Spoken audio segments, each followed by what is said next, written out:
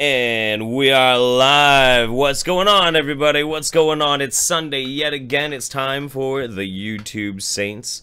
So that intro song, there's a whole backstory behind this. The song or how we got it? Well, the band. You know somebody in the band. Oh yeah, okay. Oh yeah, so this is actually Prospect Hill. Now, I don't know if you're familiar with Prospect Hill or not, but the first time recently that I heard it, I'm like, I know that fucking name. Why do I know that name? Well, it turns out that they've gigged around forever. They've been around. They've been on tour with all kinds of big bands, and their frontman, the fellow with the blonde braids there, that's my bartender. That's rad. That guy gets me fucking hammered on average once a week, and always does a fine job of it too. His name is Adam. He's a good guy. Now, if you guys found that song or that music, if that's your thing, and they got a lot of different shit, go check them out. We're gonna feature their channel, hopefully in this description if we haven't already. I got it. Hey, look at that. Hey. We're mostly prepared. In fact, this is an odd week for us here at the Saints. Now, the entire format, all of the ticker, everything, we got it all done ahead of time. Yeah, we're on time this week. It was wild. And the one thing that I failed to think about was that I don't immediately know where my bottle opener is, and I actually got kind of fancy-ish wine tonight. All right, go get your bottle opener. Bottle opener. Yeah, well, that being the case, though, neither one of us did a proper opener, though. So let's take a big fun thing that happened. What's a big fun thing that happened this week, Jeff? A big fun thing that happened this week. Any big old fun thing, something big, something stupid. Come on, give it to me. Give me your best. I put out a really fun video. That was oh god, no, I went out to the Asian Sensation. My friend Mike. People who've watched my channel for a while know the Asian Sensation. He's been in a couple of my videos. He came into town and he dragged me out, and he's like, yeah, we gotta go to karaoke, but I promise it'll only be for an hour. And I'm like, okay, fine, I can handle karaoke for an hour. And we get there just as it's starting, and the KJ sings his first song, and then Mike goes up immediately and does a duet with this guy, and it was fucking Nickelback. Now I've gotten all these comments on Twitter. No, I got it. Go ahead. So hey everybody, welcome to the YouTube Saints, the one show that won't make you listen to Nickelback. I got to get my bottle opener. There you go. You deal with that joke. No, it's good. Deal with that joke. You deal with that joke. It was a flat joke, and you got to ride clean across it because it's just flat, and you got no choice. I'm good at writing things. So I don't even know what the fuck that's supposed to mean. But ever since I posted that, and I posted a video on Twitter, and people are like, it's not technically Nickelback, it's Chad Kroeger and this other guy from some other thing. And I'm like, I don't care. I see Chad Kroeger, and the first thing I hear is, look at this photograph. Oh, fuck, kill me. Yeah. No, I hope everybody out there's having a really good time. I'm having a good time. I'm in a good fucking mood tonight. Digging it, feeling it. I'm feeling it. My my energy spouts are fully erect. Prince Adu donated a little bit of stream blessing. Thank you very much, darling. Love you. JSC Hong says, want to play with my dildo and read Lovecraft, doctor. That was an awful accent, but you're just gonna have to deal with it. My bad. I'll point out a couple of quick things that we got going on tonight. As always, if you don't want Google taking 30% of your motherfucking money, consider Streamlabs as an option instead of doing Superchats. It's good for you and it's good for us, that kind of shit. But yeah, other than that, I think it's pretty good. We have an insane lineup coming up for February for great guests. We're going to keep it secret for right now. There will be some recurring guests that we've had before. There will be some new guests, but they are as amazing as Layman is. These people almost come to his level of cool. One might actually match as cool. I don't know. We'll see. I'm only saying these flattering things because Layman's in the chat, and he does have a rapier. So, you know what it is. JSC Hong says, make love to me, Layman. Read me H.P. Lovecraft 2.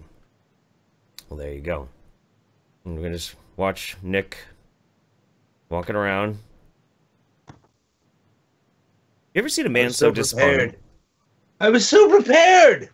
I was so proud of being prepared. That's the worst thing. Let this be a lesson to all of you, every one of you. They say pride goeth before the fall. You want to know what the fall is? The one time you decide to spend more than $10 on a bottle of wine for a Sunday night show, and you forgot where you put your bottle opener. Do you have a screwdriver? Despite the fact I've got better than that. I've got a goddamn blade, and I will. You're gonna do drink what? as much. I will drink as much cork as is required. Just take a damn screwdriver and hammer the cork into the bottle. I can do that with this and feel bad about myself. Oh, hey. Knife. It is. It is. See? Okay, well, hold it up. We want to see you do it. Benjamin 2000, first time catching the Saints live. Have some money. Do you have any opinions on the no lacking challenge? Pulling out guns on your buddies to see if they're lacking, i.e. not carrying a gun. I had not heard of that. That sounds fucking Where stupid. you at, sucker?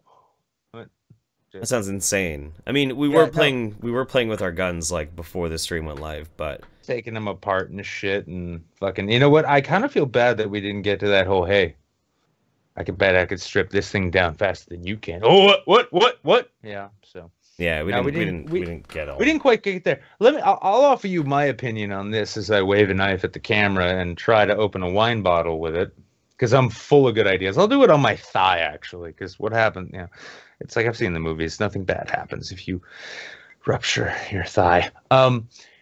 Consider people are eating fucking detergent pods right now. Right. That turned into a thing. Mm-hmm. Now, if we're entering an age in which armed people decide to pull loaded guns on each other just to see if the other one has a loaded gun, it's a way it's like, hey bro.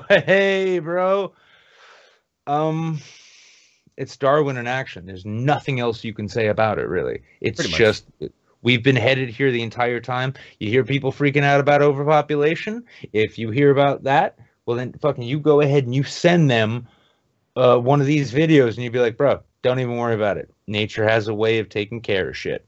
Sergeant Buck says, did you know that if you use Super Chat, YouTubers get 70 cents to the dollar, hashtag YouTube wage gap, hashtag Streamlabs nosed away. That's pretty good.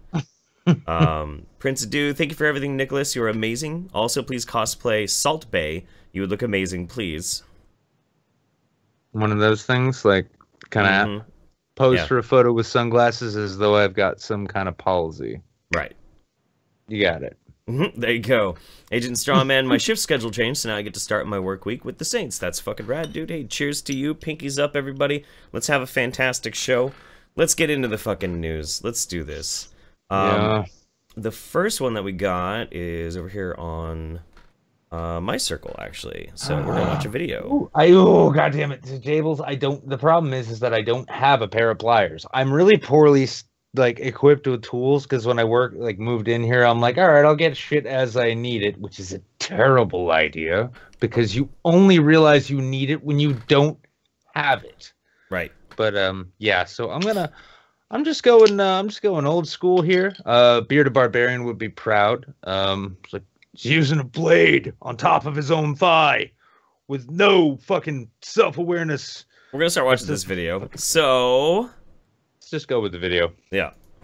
We close this week with a second look at the most important news story of the past year, perhaps of a generation, the introduction of performance-enhancing drugs into camel beauty contests. Earlier this week, we brought you the news that 12 camels were disqualified at a Saudi camel pageant after they were found to have used Botox. Hang on. You picked this. Yeah. So people in Saudi Arabia are Botoxing their fucking camels to make them more beautiful. And there are such things as camel beauty contests.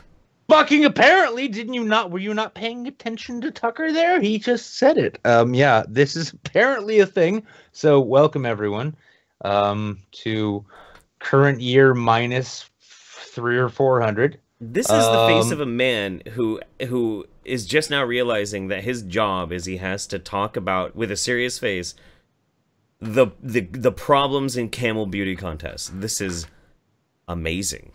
Yep. Yep. But even without cheating, how do you judge a camel pageant? Patty McHugh is a camel herder, a camel reading trainer, my mind. an all-around dromedary expert. He joins us tonight. Dromedary thank you very much for joining us. I love that. I fucking love that. I had no idea there was even a word for that. But dromedary expert. He's an expert in dromedary. Well, you look at that mustache, and I'd say, yeah, I bet he is. That's a man who knows his camels. Have you ever seen this kind of doping in the camel community? Look, it's a bit of an unusual story, that's for sure, to have Botox put in their lips and their head to make them look nicer. But it's not unusual, I suppose. There's big money, big prestige, and thousands and thousands of camels at these events. Everybody wants to win, and why of all nights? I mean, yeah, I thought this was funny, and it's a pretty funny story. It's a pretty funny story. Whatever it takes, I suppose. Yes. And look, I just want to be clear up front, given the environment in this country, I'm not objectifying camels at all. I mean, I appreciate camels for who they are. But how do you tell the difference between Tucker, you have won me over. You have won me over, heart and soul, Tucker. I didn't like you for the longest time, but my God, boy, that right there, that was the highest quality shitpost I think I've seen in ages. I think we need to make an award. Somebody make an award. Send it, Tucker. Let's continue. It'll only get better. They are, not just how they look. But how do you tell the difference between an attractive camel and, let's just say, a less attractive camel? I was just thinking that. Beauty is in the eye of the beholder. They have certain guidelines at these competitions where it's configuration, how their ears are pricked, how their lips drop down. And one of the main things in these competitions is how their lip drops down, their bottom lip. So I'd imagine that's where the Botox is being put, if anywhere at all, to make that lip look fuller and nicer. I mean... Now, okay, I'm going to make this joke because it's obligatory, especially after seeing those cowled Saudi men taking their notes about what they thought about that camel. That was a sexy ass camel, I gotta say. But I gotta wonder what the goat pageants are like. It's just they making it rain on those bitches. Oh, shake your fucking. It's not racist. Shake your fucking humps. Shake them for me. Oh, shake your humps, baby. Oh my God, yeah. I'm surprised they're not like. Did you see that bottom lip? I bet that thing could fucking probably lap up the foreskin that one of my 5 wives can't deal with. Nope. Nobody tell the Saudis about synth oil, or synthol or whatever the fuck it is that people inject into their skin to make them have fake fucking shit.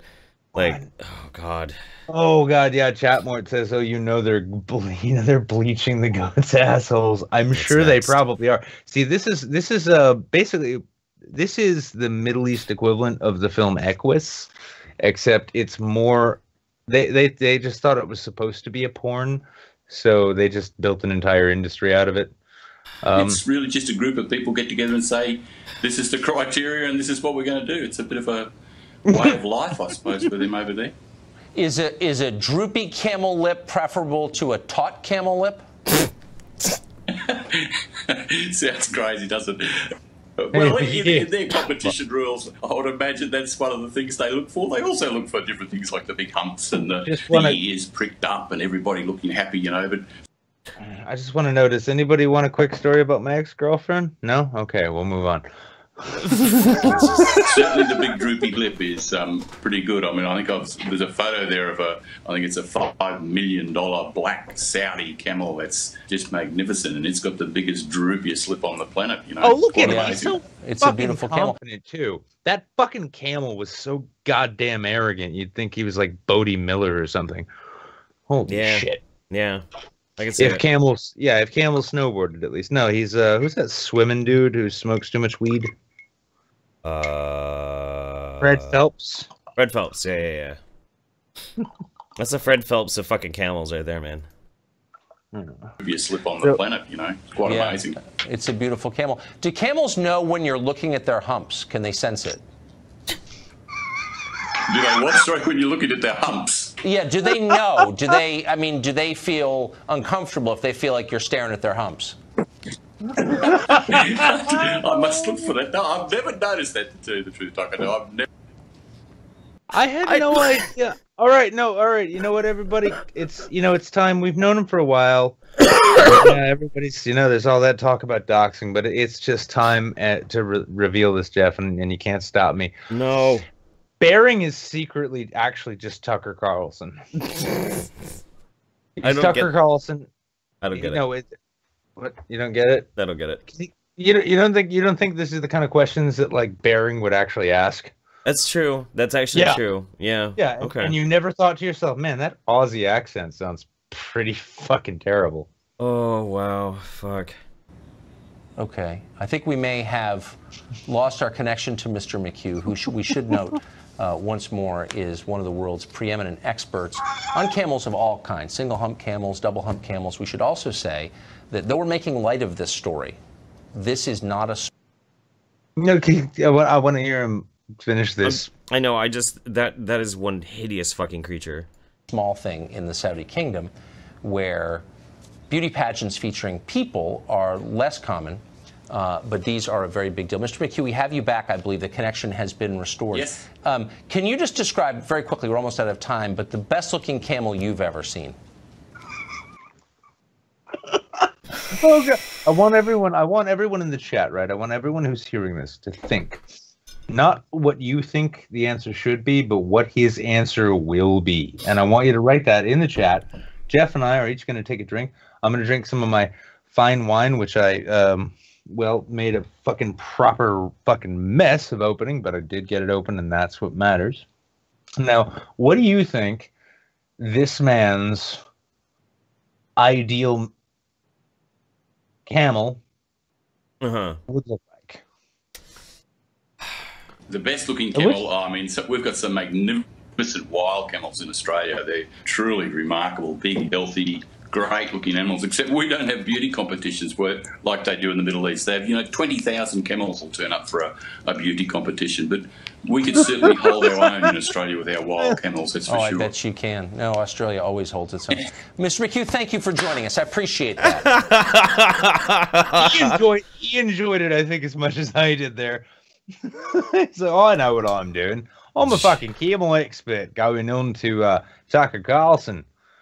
So, what's your ideal camel? Well, we don't objectify them that much down here. In fact, we've even got gender equality in terms of, like, camels being featured in films. The fucking hell, dude. So insane. Let's see. News stations discussing animal beauty pageants. Journalism is dead. No, Crab 90. Journalism is far from dead. Listen, would you have known that such a thing existed as camel beauty pageants were it not for the hard-hitting journalism of the YouTube saints? No. Yep. Exactly. The Guardian says, what do we have going on? I'm just hanging out with Layman in just a few minutes, getting through the news, talking about camels, man. JSC Hong says, Jeff, Wizard, or Dr. Layman, who has a bigger dick? Who has a bigger dick between you, me, and Layman? Do I really need to answer that? I think it's probably Layman. He's got like 5 of them. Anyway, Mr. Tickle Trunk says, I feel for those camels. After all, aren't we we all just looking for a good hump? That's true. That's true. Sergeant Buck says, is this what the Black Eyed Peas meant by my humps? Don't know. JSC Hong, does anal camel injections make for better gay sex? I don't know. I'll ask Layman. Ingy Bingy 2000, why is Worski Live nonstop racist since, I don't know what that means, man. Anyway, let's move on to the next. Real quick. Actually, I want everyone to ponder this as we go forward. In the same way they have donkey shows in Mexico, do you think there are camel shows in Saudi Arabia? Because we know there are no camel toes, so... Right. I don't know. We should ask Habib. We should ask Habib. Because if those have happened, he's been to them. You know that. All right. This next news story is another. It's just a video. Apparently, at one point, they decided they're going to massively discount Nutella in France, and this happened. Vive la France! Vive la France! Non, ça c'est pas normal, non.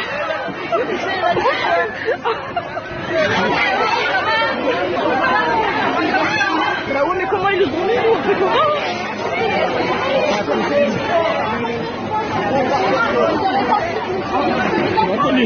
What is with pandemonium over fucking a spread? You see, what not a lot of people understand is that this was national at like an American day. And the one thing they remember is Black Friday, but they only have Brown Tuesday. So Brown Tuesday. Okay. So they go out for the Nutella as though it is Black Friday, and they are all trying to get the big screen TV and the gallon of milk. Yeah. I guess, man. What the fuck? Oh mon Dieu, oh mon Dieu, c'est pas normal.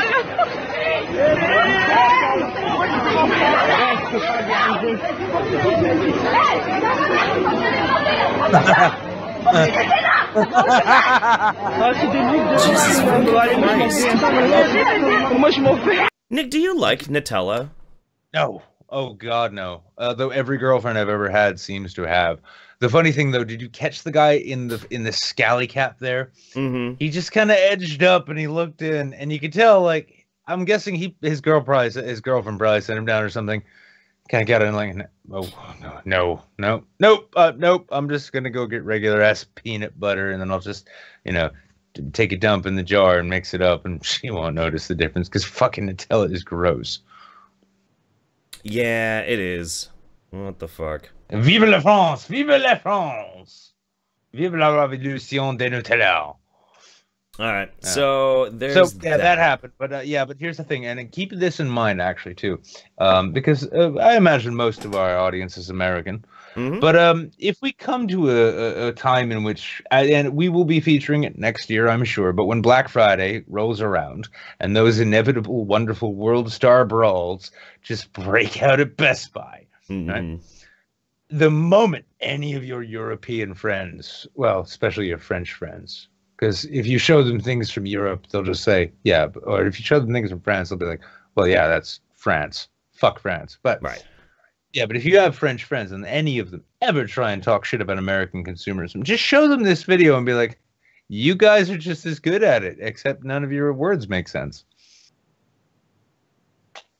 The more you know. No, the more you know. All right, yeah, sweet. The more you so, know. By the way, you know that shit made a fucking pig's anus, right? Is it? As far as I'm concerned. Fair enough. I can give a shout out to our mod team today. We got a very, very bored 14-year-old in the chat here.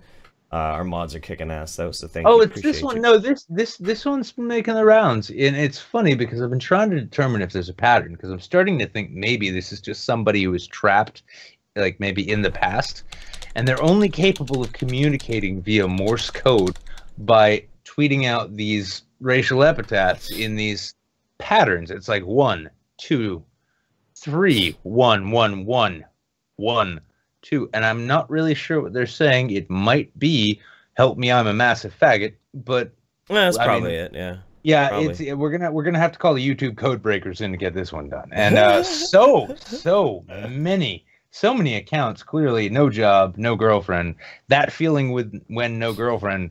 Well, that's all you need to see. So what's this last news item that I picked? Last news item. New Orleans pulls 46 tons of Mardi Gras beads from storm drains. Jesus. Okay. Yep. So, yeah, you want to give it a read, shall I? Rooters. The colorful beaded necklaces that are a signature of New Orleans' annual Mardi Gras celebration have left the city known as the Big Easy with a big mess. New Orleans city officials said on Thursday that more than 46 tons, or 93,000 pounds of carnival beads, were among 7.2 million pounds of trash pulled from clogged catch basins along a 5-block stretch of a downtown parade route, the Times-Picayune newspaper reported. Once you hear a number like that, there's no going back, Danny Galloway, interim director of the city's Department of Public Works, said during a news conference on Thursday. So we've got to do better. Now, if anybody here has ever been to New Orleans, especially during any of the parades, this shouldn't really be that much of a fucking shock, but the numbers are crazy. No, honestly, actually, having lived in New Orleans, and this you'll understand too. Like I lived along the parade route, and I went down well after Mardi Gras. It was almost halfway between Mardi Gras, but you'd still find beads hanging in trees, hanging from fences, lying on the ground as though they'd just been thrown there. It's just they went down, no one ever picked them up, and the rain failed to wash them away, and they just stay there. Now, what I want to know, though, so, Jeff, actually, could you do some quick, you look busy, but let's get some quick Google action going on. Let's find out what the average weight of a Mardi Gras bead set is. Fuck, dude, I don't know. Hang on. Weight. All right, so let's see. 35 pounds. Let's see. Why do people throw beads? Blah blah blah. How many pounds of beads? How much do Mardi Gras beads cost? All right, so the Mardi Gras beads, 35 pounds of these things, and they won't even tell you how many you get. It's a lot. A lot. Oh no! Hang on. Mixed boxes. So, they're saying there are roughly 30 to 35 dozen beads within each mixed box, right? Now, each box, let's see, let's say it's 35 pounds, right? So that's an overestimation because that's not 1 pound. So let's actually just say 1/4 of a pound per Mardi Gras bead necklace, right? Right. And that's an overestimation. So that's 4 per pound. Now, how many pounds in a ton? Shit, I don't know. I don't know conversion math. Jesus Christ. God damn it, I was really hoping. By the way, pounds to ton. Yep. Now, while he's figuring that out, to the spam troll 2,000. Okay, so wait, so 2,000 pounds to each ton, right? How many tons were found? How many tons were found? There was 46 tons, 93,000 pounds. Okay, 93,000 pounds. Let's actually, and you know the weight of a Mardi Gras bead necklace. That's not 1/4 of a pound, right? So let's chop it down to 1/8. We're still being generous. So let's take that. So we take that number of pounds, divide that by 8.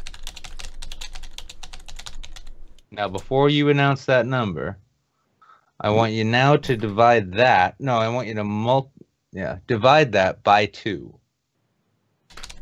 I'm doing something at the moment. Oh. It sounded, I heard typing. I thought you were doing all that. No. Yeah. No. Yeah. Okay. Real quick to the spammer, in the chat. Yeah, we get it. You're edgy. But I'd really like you to impress me, troll. I mean, I really would like you to impress me. I want you to find the most genuinely fucking not just edgy but well-written verse of literature from the 20th century. And if you want a hint, go find some Oscar Wilde. In fact, you know what? Here you go, troll. Here. Find me the best Oscar Wilde quote you can. Bring it back here. And then you can go back to spamming your fucking 14-year-old racial fucking racist shit. But go find me Oscar Wilde. Prove to me that you know where trolling really originates. So, real quick, if anybody out there could actually make it out. So, how many tons of Mardi Gras beads was it again? It was 46 tons. All right, so 46 tons. What I want you to do is I want you to take 46 tons, break that down into 1/8 of an ounce, and then take that number of 1/8 of an ounce and divide that by 2.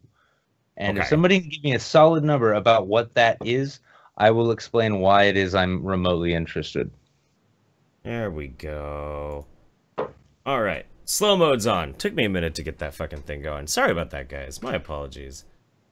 Oh, you put slow mode on the chat? Yeah, there we go. Cool. Yeah. All right. But by the way, Trolley McGee there, whatever the fuck your name is, whoever the fuck you are in this new account, bring me Oscar Wilde. Come on. I'm sure you're a Milo fan, and if you can, and out there, by the way, if you are out there and you are a Milo Yiannopoulos fan and you are not familiar with the works of Oscar Wilde, you do not know what Milo Yiannopoulos actually is. That's true. That's fair. Yeah. All right, sweet. Okay, so we're back. We're good with that. Right. Everything's Yep, fine. we're gonna bring Layman in. Yeah, let's bring Layman in here. Yeah. I'm gonna bring him into the call. You Yeah, got him? do it. Yeah. I'm gonna bring him into the call real quick. Meanwhile, I am still looking to find out what that number is because I am actually genuinely curious, and there is, well, kind of a point to it, I guess. Somebody's saying 8 beads per pound, and if it's 93,000 pounds, let's see, that would be. Somebody says that would end up being 4,096,000 beads. Okay, I'm not interested in the beads though. What I want to know is how many. Oh, actually, no, 4,000, and that's individual bead necklaces. So how many of those? That would be over 4 million. There's somebody saying 736,000. No, 736,000 beads. Okay, What 730. in the fuck? You said about Nutella. You're gonna like where I'm going. Wait, before we get to Nutella, here's the thing: if we could take that number of beads that have been thrown out in that amount of time, figure out how many beads were pulled out in that amount of tonnage right there, we will know if we divide by 2 how much, what the relation of 1 titty to 1 ton actually is, because that's what got those beads out in the air. Oh, gotcha. Okay. I want to know. Yeah, I want to know the relative power. Right, I want to know the relative power of titty to ton by way of Mardi Gras beads. I imagine it kind of depends on the titty, though. And the beads, some of them have cups at the bottom and shit. You know, That's true. That's true. Yeah. But all the same, if you establish a median average for that, and then figure out what they are, and then divide that by 2, you get a per titty ratio, even accounting for the fact that sometimes, a lot of times, one titty's bigger than another. Right. Oh, that's fair. That's fair. That's science right there. More importantly than that, Layman, would you bare your breast for beads? I would like you to rephrase that question to mean, Layman, have you bared your chest for beads? The answer is yes.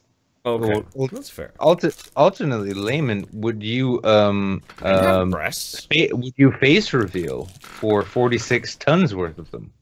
I would face reveal for 1488 viewers, to be honest. Did I say something funny?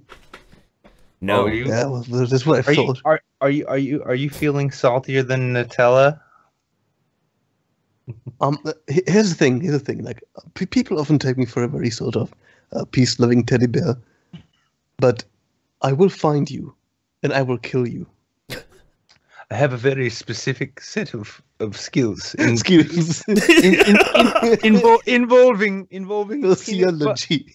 Involving non-allergy peanut butter being spread on bits of toast. I've been doing it my whole life. You should see what I'll do to you. No, but like for real, like Nutella is actually kind of garbage. There's a much cheaper, really good spread. Like I don't even know. Like here's the thing. It will have different brand names, but it is the same cheap spread, and it actually has nuts in it. But Nutella doesn't actually really have any notable amount of nuts in it, and it's far better than Nutella. So yeah, but still, like shit talking a fucking chocolate spread. What the fuck is wrong with you, you cuck? do you even have a single milligram of testosterone in your body? No, hold on, hang on, give it a second. No, I'm gonna fight you. No, you'll understand. You'll understand the steps because ball pit me, faggot. Why do we want me in the ball pit? I have one phrase, and I think it'll change your mind. It was that it was an opportunity to make fun of the French. Yeah, I can appreciate that. There we go. I knew you would understand. I mean, That's Nutella was just, it was a small sacrifice on the road to making fun of French women. Well, and men. I think I can overlook it. I'm gonna give you a pass. You know, I'm feeling generous today. My dislike of the French is not gender inclusive. Feeling Germanist. I'm feeling a bit German today, so I think. I can't believe you said that. Wow, and here I am playing nice. Wow. I just don't like hazelnuts, man. That's why I don't like Nutella. It tastes like hazelnuts. Oh, dude, it's like literally like the Jew cries out in pain as he strikes you. This is literally what's happening right now with you guys. Wow. There we go. Now we're getting this. I knew it was a good idea inviting you. Well, okay. So, more importantly than that, like trying to shift gears from the Nutella.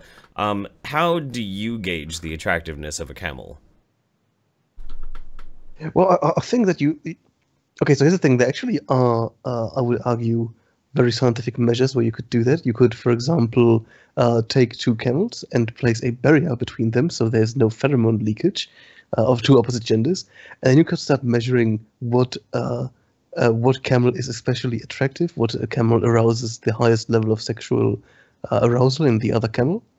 So you could have a sort of rather visual indicator of sexual characteristics. And since beauty is often tied to sexual characteristics, I would argue that would be a good idea. Well, But from personal preference, I really like really droopy lips. Like if they're touching toes, that's like what I want to do. I essentially use them like burritos, like non-edible burritos. You know, you're like in the desert, you want to eat something, so you take out your figs, your date leaf, or whatever.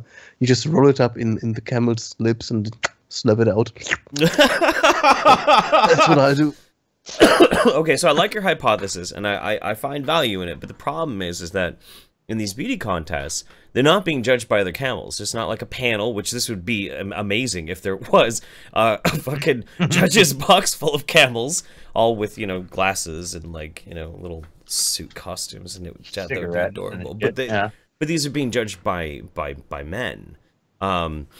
So I guess by horny men, no less. I'm sure. I imagine what you'd have to do is you'd have to have these almost like hyperbaric chambers to consolidate the pheromones, isolated for each individual camel, and then you'd have to have various instruments hooked up to the man, judging the attractiveness of these camels, to measure his heart rate, his perspiration, his breathing, that sort of thing. And really get like scientific, get really scientific on how aroused the man gets for each camel. I think that's the only way to do this fairly. Yeah, what happens when somebody puts a ringer in there and it's just a goat that's been painted kind of sandy yellow? Yeah? That's true. I mean, we could get into essentially like the semantics of camelhood, like what constitutes a camel.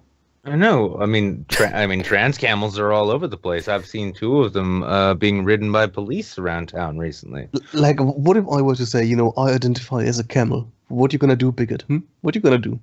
I mean, we do have a camel that's running for government office and used to be a game designer. So I mean, fucking pronouns being like, well, I am cam self, stick at that. Cammy, yeah, there we go. Yeah, and that's you know, that's the thing, is like the world ends not with a bang nor a whimper, but with a screech and a ree. That's how we end. Wow, that was pretty gay.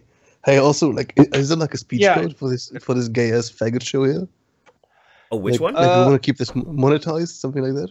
Oh yeah, and I gotta keep it monetized. So you can't say fuck, cunt, pussy, bitch, nigger, shit, faggot, or any of that. Wow. Okay. So I gotta be like, wow, I can't. Wow. Actually, better still. You can say those things. You just can't say them with any emphasis or any like real feeling behind them. So just, no projecting. Kind of be casual. Just be like, you can't say nigger. Right. So like I can say nigger as many times as I like, as long as I say like, you can't say nigger, because saying nigger too many times on a given stream makes it a nigger stream, and then all of a sudden you got banned. You want to actually hear a really fun story about this? In Germany, like especially the sort of youth culture is really fucking weird. Like you get people using all kinds of really weird foreign slang terms for each other, and one of them is actually nigger, where people call each other nigger. Something like my nigger, something like that. When you see someone that you haven't seen in a long time, right. I actually like. To me, it is a German word largely, and I'm still getting shit for having said nigger on one of my drunk streams, and people were like, wow, you can't say that, that's very racist. And I'm like, dude, how Americentric can you fucking get? Like, words have different meanings. Could somebody in the chat put Carlin's 7 words in the chat, because I don't have them offhand, and I'm actually somebody ashamed just did of that. fuck, bitch, shit, cunt, cocksucker, motherfucker, and tits. That's what it was. Fucking great, good job, Jeff. Yeah, look, I was really hoping we could keep this monetized, but now... Sorry, I ruin everything, man. Yeah, I know. I am almost tempted, I mean, because I've just seen the way YouTube is going these days. I almost want to see if I can pull, just a couple of the other YouTube Jews, because there's only 2 of them anyway. A Skeptor, maybe. Yeah, just me and Skeptor will have just, like, the kike stream. You Oh, know? yeah, Skeptor seems like fun. I think that could be Yeah, I mean, if there's one thing that's a lot of I fun, love it's Skeptor. listening to. Yeah, well, it's great also sitting around listening to Jews just be self-deprecating. That's like what half That's of kind of your racist. That's like half of the fucking spring movie lineup. It's like Ben Stiller wouldn't have a career without that shit. Yeah, that's actually true, yeah. Yeah, so yeah, I mean, yeah, smash that one button if you want to see the kike stream happen. Could be a lot of fun. Press 2 to Holocaust, Nick. Yeah, well, it's like fucking what's gonna happen? Like, yeah, it's like, oh, I heard you really like an oil lamp. It'd be a shame if you forgot to turn it off when you go to sleep. Oh. It's like, well, I don't need your help. Oh, wait, I get it. You're telling me I'm a helpless idiot and I'm gonna kill myself. Okay, then. Well, hey, on to the next item. What do we got, Jeff? On to the next. Oh, fuck! Don't look at me. I'm fucking producing over here. I could red pill you on Acadian cooking, so that could be fun. Whoa. Huh? What? You can red pill me on Acadian cooking. Yes. Like if you got no other topic, I could Oh no! Take over the stream. No! I could no idea. I could take over the stream. I could take understand. over the stream for 1 hour and talk about cooking in 1700 BC. How about that? You do Cash me understand. outside. Do you know? How about that? No. Do you know this entire region of the United States is populated by filthy Acadians? Yeah. Wait, what? Yeah. What? Yeah, there's a reason that I was so familiar with the Cajuns when I got to Louisiana. They were expelled Acadians, but the accent was similar enough to the point where I could understand it. And yeah, what you got a poutine recipe, boy? You want to give me a poutine recipe? What the fuck? Wait, are you telling me there is an enclave of actual Acadians somewhere in the world? Acadians in terms of like the French Canadians, yeah? The Acadians? No, we're talking about the now extinct Mesopotamian people. Well, these people are almost extinct, so it might as well be the same Jesus, thing. Nick. Now, no, the important fuck boy. off. No, Layman, hang on. We've gotten to an important question.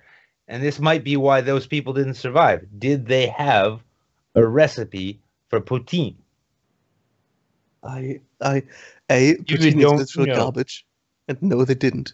It pretty much is, yeah. It's just fat and gravy, pretty much. It's literally like, haha, let's take something crispy and just slather it in so much sauce it turns into fucking mashed potatoes. How do you think poor people eat fucking terrible rotten food? I mean, there's a reason that spices are so popular in the poorest areas of the world. It's because it's really good to use to hide the flavor of rotting meat. Oh, the meat's bad. Throw more curry on it. Ta-da! You have cuisine. Wow, Nick, that's actually quite ignorant because the absolute vast majority of poor people do not have access to meat. Wow. Yeah, well, those who do know how to make the shitty meat that they get their hands on taste good enough to impress their poorer neighbors as they invite them over for dinner so that they can show some marginal level of phony class. I don't care, you're wrong, I'm right, my feelings tell me so, fuck off. There we go, I win, yes. It's like Gamergate all over again. Thank you, Layman. I've loved this trip down memory. Speaking of fucking Gamergate, jeez, you've been around for that, right? Mm-hmm. When was our first interaction during Gamergate? I'm trying. Oh fuck! Oh god! I remember. Holy shit! Didn't you used to have like this really weird gas mask banner on Twitter? Yes, actually, yeah, that was from one of the films. And he wrote me, and I was like, "Who the fuck is Wizard of Course?" And I click on it, and it's just this creepy fucking snuff film shit with the gas mask. And I'm like, okay. Yeah, back then, I was a nobody, and here we are years later, and I'm a marginally the familiar nobody. So we are both fucking nobodies. Like in the grand scheme of YouTube, we are fucking nothing. We're fucking nothing. Yeah. PewDiePie is next, honestly. PewDiePie is next. Not on Saints. We haven't booked. I don't want anybody getting too excited. He's not coming on Saints yet. He will. Not yet. One of these days, I actually just want to seduce PewDiePie. Butt fuck him, and That's actually Well, no. One of Jeff's favorite fucking internet moments in history is you trying to red pill JonTron on who was it? Lincoln being a werewolf? No, Hitler. Hitler was a werewolf. Hitler. Okay, wait. Hitler I gotta explain something here, and you gotta get some exclusive, you know. Oh God, Layman I'd content. hate to get this wrong. No, okay. So here's the thing. I suffer under really extreme headaches at times.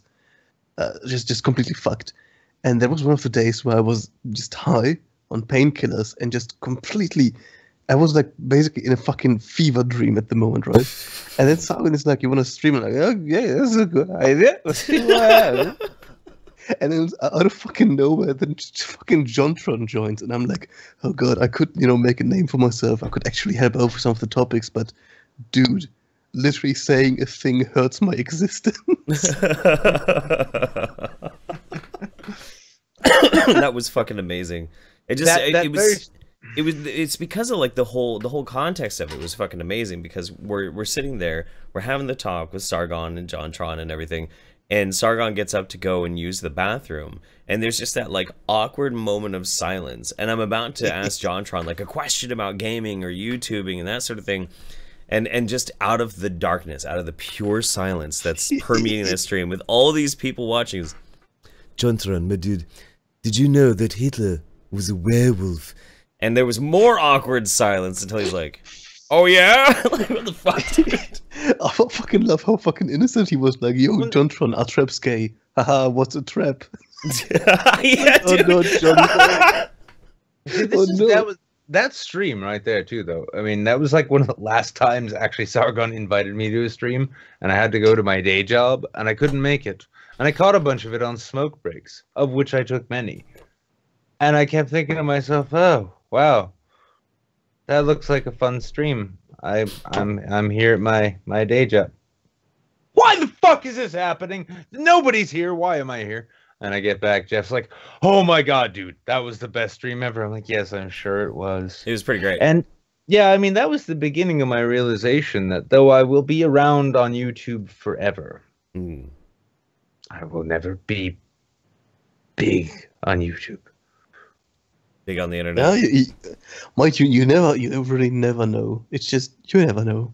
Mm-hmm. Oh no, I also don't give a shit though, because my own audience, one of the things that has been blissfully like wonderful about like shedding audience members, like subscriber counts going down. First you're like, fuck, oh no, my YouTube channel is dying. Oh God, what do I do? But then you notice like you have this like hardcore audience that keeps coming back, and you're like, oh, well, I guess. Wait a second, and then you realize, like, why is it I have 25,000 subscribers, yet I get maybe 10,000 views on a video if I'm lucky, and, that's a bit odd. It's almost as though people subscribe to channels only because they're part of some kind of clique or something. And then It's it like, watches. Yeah. Legacy subscribers are a big problem. And actually, I unironically liked the idea of YouTube of removing old subscriptions, because you would have a much more reliable metric that way. Oh yeah. Yeah, Because you don't think all of a sudden, like, you're like, oh, I've got 50, 60,000 subscribers, and then you look, because I've seen some channels, you see this shit. You look at some channels, 100, 200, 300,000 subscribers, and they've got like 50, 60,000 views per video, and you find channels with like 12,000 subscribers, and they've got videos time after time that just have 30, 40, 50,000 views, and you're like, oh wow, it's almost like there are portions of YouTube where it's actually about the content. Some. Whoa. There are some. it's also kind of funny to see channels die, I'm not gonna lie. Like, for example, watching the downfall of Mr. Repzian is one of the most hilarious things I've seen on YouTube so far. Oh, I do love Daniel. I love Daniel quite a bit. Mike, But I'm not passing judgment on him. It's just like, you can enjoy a train wreck while still being sad about the people that die, that's true. Well, have you seen? I suppose that's true. One thing I found interesting with YouTube is also the like the premature seppuku of certain channels. Grade A Under A is one that comes to mind, right? As soon as Adpocalypse came around, Grade A Under A died. It's gone. No Super more. gone. Really? Yeah. Oh yeah. No. But then he came back and he put out a video saying, "Right then, yeah. So I'm gonna be making more videos soon enough. It's gonna be great, and I'm gonna be like same old thing." And then nothing. Yeah. Like 8 months ago, was Where the Fuck Have I Been? There'd been 2 months that he didn't post a video. 4 months later, season 2 is coming. Where I've Been. And that was 4 months ago, so like he just disappeared. But I guess he's got a lot going on in his real life too. Well, I mean, yeah. Well, I mean, motherfucker's a teacher and shit. And I mean, like, you know, it's not like there are any like doctors or academic researchers making YouTube content on the semi-regular that people love and adore, and they keep up with it because people love and adore it. And it turns out that it wasn't actually just for the ad revenue. And then when the ad revenue dried up, they said, "Fuck this." It's not like those people exist. I mean, it's possible. I have no idea if that was a jab at me. No, it wasn't a jab at you. Actually, it was a jab at Grade. Okay. Pointing out that like Dr. Layman is a better YouTuber than Grade A under A. I would like to clarify one thing. I'm not actually a doctor. I threw my doctorate very early because I just didn't have the time and private issues, health issues. I'm only a filthy MA. Oh, damn. Amateur. Yeah, well, I mean, like, you know, in the same way that, like, when I used to apply for jobs, I'd tell them I had a bachelor's degree when I have no such degree. True. And they never asked. Wow. They never never asked, asked. Yeah, well, they never asked. They never asked, they never checked. And the fact that they never asked and they never checked means that, well, if nothing else, you're a doctor in my heart, Layman. You're a doctor in here. It's true. In here. Where it matters. You're almost surgical in how you make me laugh and entertain me. So yeah. Now, while I and stop sucking my cock, faggots. Don't be gay. No, not sucking your cock. I mean, honestly, it's like you're deep in my heart. You're deep in my heart, and now I'm gonna poison. Let's make this fun. Let's make this fun. Okay.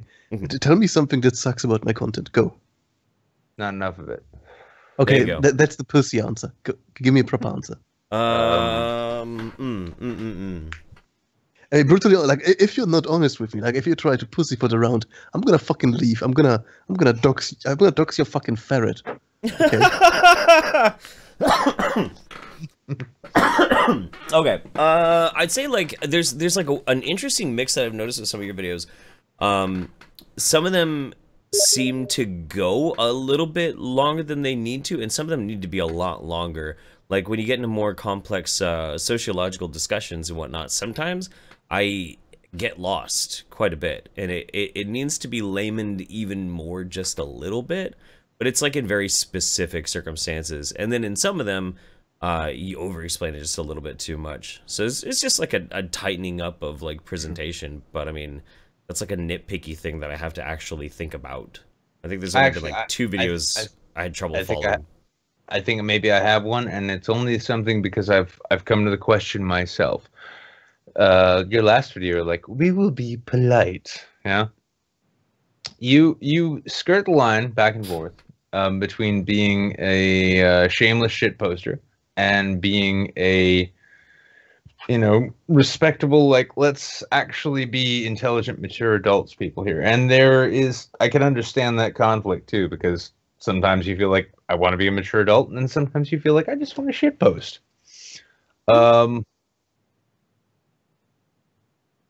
I don't know. I would say almost in a sense, it's almost like, you know, it's like flirting back and forth. It's like one day one day you might stream with Gary Edwards, right? Talk about deep fucking philosophical concepts and have a good time doing it. And then the next day, it's like, you know, it's like the Downsy discount version of Keemstar all of a sudden. I like those videos. Yeah, it's just, yeah. Well, I mean, that's the thing. Like, it's like you can like all the shit, but it's funny because in terms of like what Dr. Layman is, right? It's hard sometimes to tell if you're a shit poster or you're a serious YouTube intellectual. I think that's one of the things I like the most, though. Oh no, I like it too. I'm just saying it, like, you know, if it's like, well, I'm trying to go for mass market appeal here. What's going on? Well, that could be a problem because people be like, "Oh, I love this video. I really love deep intellectual content." Wait, what the fuck? Why is that weird fucking like midget fucking meme thing on here? Why is that happening? You touched upon a wonderful thing. yes, I can imagine that actually that is a problem for many people, and I understand if it is a problem like for anyone. I definitely do, but it actually is a very conscious decision. No Because shit. the one thing that really pisses me off, really, that fucking drives me nuts, is that people confuse form and content. You can have a complete you can have fucking like someone without a pop filter, you know, strobing light in the background while he's snorting coke, and he could be talking about like the deepest, most amazing shit ever while Right, having a would be. super hardcore lisp. And it would be, yeah, dude, that's fucking amazing, you know. All the shit around that doesn't taint his content. And the same thing is like the other way around. Just because you sound smart, just because you have this professional attitude, it doesn't make your content good. Doesn't make you smart. Doesn't make your point valid.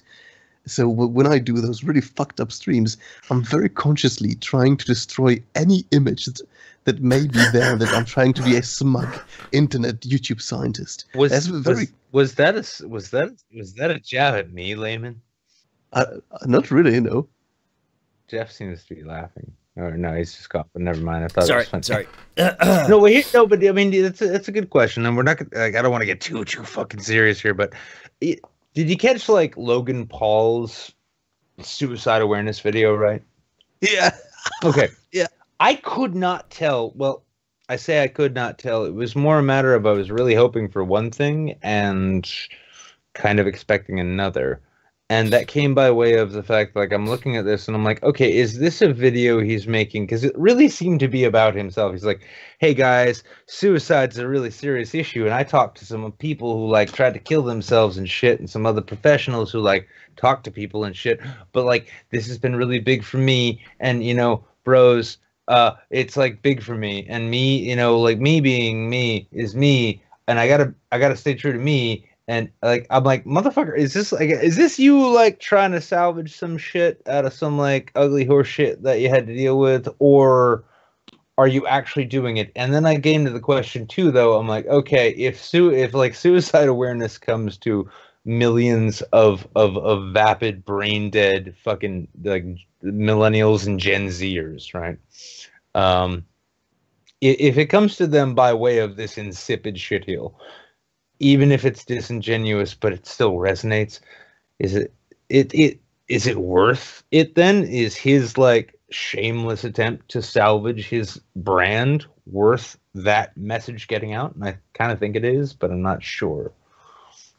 Well, I think the entire thing is fucked from the start because like I think there's a bit of a double standard going on. For a very long time, YouTubers have filmed themselves stumbling upon dead bodies. For a very long time, YouTubers have been absolute fucking filth, like an abomination in the eyes of the Lord. You know, like we are fucking we're fucking abominations. Let's not fucking kid ourselves here, okay? And suddenly, just because the fucking Paul, like the fucking retard, does it. It's suddenly a big deal. And it's like, no, not really. Just want this controversy because you don't like him as a person. I don't like him as a person. I'm not gonna kid you, but it's like I think it's a complete non-issue entirely. Now, regarding the question of is it a good idea, or is the message worth it? Honestly, I think that just about every message is worth it. And yeah, sure, but why not? I mean, I don't think he's genuinely doing any harm. And people that are like, oh, you talk about suicide and you try to be serious. Well, guess what? I attempted suicide and I don't like you as a person. Therefore, I am offended. That's fucking narrow-minded and retarded, to be honest. That was my thinking. Yeah, I mean, when I was watching the video, even after the end of it, I came to these, you know, I'm like, okay, let's give the benefit of the doubt and say it's genuine, sort of like, this is a serious thing for me. That's really cool. And then I'm like, okay, well, let's take that away and presume or assume somehow that it's just a PR stunt, basically. Even if that's the case, if the shit that he's saying is helpful, you know, it's kind of like World Aid, or like when like the BBC goes to save Africa, right? It's like, yeah. Wait, did you just say the BBC goes? Oh, the BBC. Okay. Oh God. Is in the fucking okay? Yeah. You know what I'm talking about now, don't you? Yeah, I know exactly. Yeah. I think one of my favorite responses to the whole Logan Paul thing was from Rucka Ali. Like he was so on point with his dismantling of it, and like just calling people out for basically moral fagging about it over and over and over again. I don't know, based Rucka is amazing when he just like cuts the persona and he just like spits truth. The dude's insanely smart, and yeah, his Rucka Reacts channel is really good. I like what he's been doing on that. But Jeff, do you want to jump into some super chats real quick? I'm gonna go close the door because I'm squeezing my. Oh yeah, pound those super chats, boys. Well, there's a bunch of questions for you actually in here. So lovely. Yeah. Who? Him? Yeah. Layman, right? Yeah. Erudite Fuzz. With all the burkas, those geniuses still found a way to stare at camel toe without repercussions. That's pretty good. That's pretty good. Some of these are a little old. Crab90, news stations discussing animal beauty pageants. Hashtag journalism is dead. Journalism is alive and well. Franco Systems, I just walked in on a bunch of people talking about humps and droopy lips. Not sure if sexy, but definitely need to drink more. Agent Strawman, shout out to the mod team. Y'all the real MVPs. Good looking, Godspeed, glorious bastards. Sergeant Buck, a few bucks towards teaching our esteemed doctor how to pronounce the word squirrel. I swear to fuck, this is the one. Okay, here's the thing. This is like a proper ancient Layman meme. Like I think that's one of the first Layman memes that was ever created. It was like way back in the day when I was using my Skype icon. If you could show that maybe later, that was my background for my videos. Right, it was like the first few months. And at one stream, I was doing the Behind Gamergate series. There was this one guy who just casually came in and said, "Yo, Layman, say squirrel, squirrel." You know what I mean? And I wasn't able, and to this day, I'm not really able to say it, and it fucking haunts me. It fucking haunts me. Squirrel. I can't. That's fine. Zatrin, so did you guys know Hitler was a werewolf? It's true. I've heard that once or twice before. I've heard it through the grapevine, and it came from apparently an academically verified source. So fucking. Yeah, I heard that Jontron is a big proponent of the theory by now. Yeah. Fucking, I heard Jontron is actually a were-pig himself. I can't believe you said this. I'm gonna debate you. All right, my loves. Hey, doc, just checking. Did you know that Hitler was a werewolf? Yep. Okay. Yep, we got it. Tom K6286. The world is a stage, but the play is badly cast. Oscar Wilde. Score 1 for me and 5 for you. There you go. JSC Hong. Experience is merely the name men game for their mistake. What? The picture of Dorian Gray by Oscar Wilde. By the way, make love to me, Layman, do me hard. Yeah, sure, boy. You have. I'm so glad I brought you in, and I'm so glad we got you here. You have fans, like dedicated fans, who are dedicated on a level that, well, there are a lot of smaller YouTubers I know who would fucking love the shit. And here's the thing. Well, I don't want to boast anything, but my audience could kill your audience. Would they do it with rapiers? Wait, okay, here's the thing. I've been nothing but polite up until now. Say one bad thing about rapiers, and we're going full Lovecraft. I love rapiers. No, they're wonderful swords. It's just the thing is that like the Choose problem your is next that words very carefully, my boy. They honestly detract from the glory that is the saber, to a point where people think katanas are actually good swords. That was the most centrist thing I've ever heard, you fucking fence sitter. I was actually about to say I like rapiers. The only thing I like similar to a rapier, but I like more, is a good saber. Like, because I feel like it's more utilitarian as a weapon. Although a rapier we are meant to like swing our shoulders for things, not to just dance and poke them, you know? And while a rapier is an elegant weapon that requires extreme skill to be able to actually work correctly, a saber is the kind of thing you can stick in anyone's hand and tell them kill a person and they'll know exactly how to do it. Well, I would argue yes, but I would change one word, and that's go ahead and hurt a person. Because a saber, this is going to be kind of controversial, but a saber does incredibly nasty wounds. But killing with a saber is not that easy. With a rapier, you just extend your arm and make a step towards someone, and you just fucking spike them. If it hits, then it sits, and then that's the end of that kit. Yes. In the Napoleonic Wars, there was actually a petition of French surgeons against British cavalry using sabers because they said it's an inhumane weapon that causes only damage and doesn't kill. Well, here's the thing. What the fuck? Here's the thing. There is a mentality of that in the making of war weapons. Modern day weapons here in the U.S., the Army and the Marines, well, all the military, they use the 249 saw. Now, this is a chain-fed machine gun which fires 5.56. 7.62. No, that's the M249s, if I'm not mistaken, fires 7.62. I'm gonna look it up. I'm pretty sure the 249 is the saw and the 240 is the Bravo. The 240 Bravo replaced the M60, and that's what fires 7.62. Oh no! Oh shit! You're right. It is 5.56. My bad. I stand corrected. Yeah, the saw is a 5.56 weapon, which means it's little 22s going down range. And I had a drill instructor when I was like training on the whole stripping down and building up of this thing say, you should see what this will do to a guy. It'll lace him up. You can put 3 rounds in him, and he'll just lie there screaming like a bitch until his friends come around to collect him. And then when they come around, you do the same thing to them, and that's just the great thing about it. So maybe it's maybe the small caliber chain fed machine gun is an English weapon in the sense it's like, we're not interested in killing you. We just want to wound you and demoralize you. Oh yeah, absolutely. Like Yeah. I mean, if you get an like yeah, absolutely. Yeah, so maybe that's the purpose of the saber. In which case, yeah, it'll drop an opponent, won't kill him, Yeah, but it'll leave him Oh my, and his buddies with a memory. Oh my, you should see the fucking drawings of the wounds caused by sabers, like the drawings by the surgeons. Like saber wounds from someone that's galloping that passes you on horseback and cuts you. That shit is just fucked up. Like legitimately fucked up.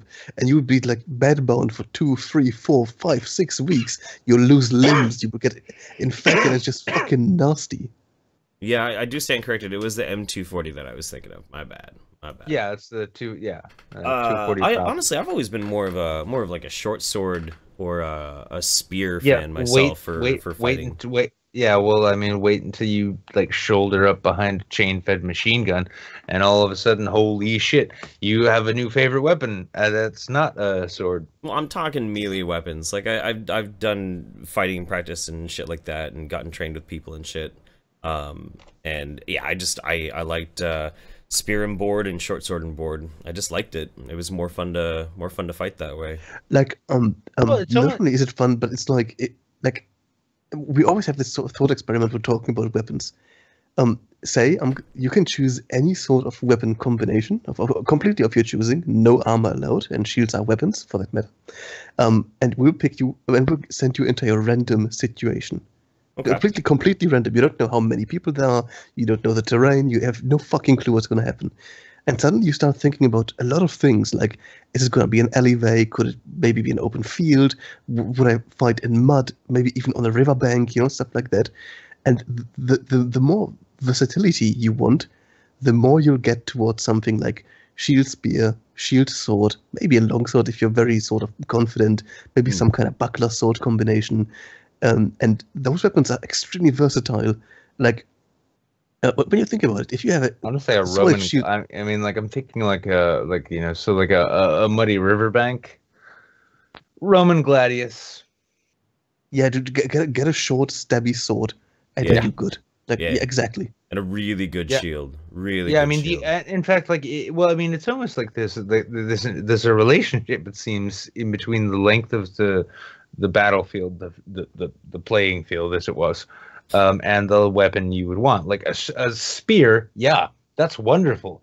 If you were next to 100 guys, also with spears, and you know what you're doing. Now, if you're in if you're in close quarters where like your elbow and your shoulder are both meeting things that they can't get around, short stabby, like basically like a nice long knife. That's ideal. Something you can swing if you get a chance, but something you can just do stabs with. Otherwise, honestly, a Roman gladius, the more I think about it, it's almost like the optimal fucking sword for infantry combat. Like it's extremely versatile. Like any sort of short, stabby sword, really, really good. Like we have this drill. We call it the amok drill, where it's like you turn your back to your fencing class, you turn around, and out of nowhere, out of a mass of people, a random number of people will storm you, and without any technique, with nothing, they will try to kill you. And once you face someone armed with a knife that just jumps on you and starts stabbing the ever-loving fuck out of you, that gives you a whole new respect for knives. Oh yeah, absolutely, absolutely. I want to keep talking about weapons, but let me burn through a couple more of these real quick. Spectacular Wanderer says, I got my first Twitter 12-hour ban for saying kike. It's too bad, man. Serete Coochie. I'm not offended. Serete Coochie. Hey, Layman, I've fallen behind on Tale from my wife's son. How is that going, and what is your take on Sargon's D&D game?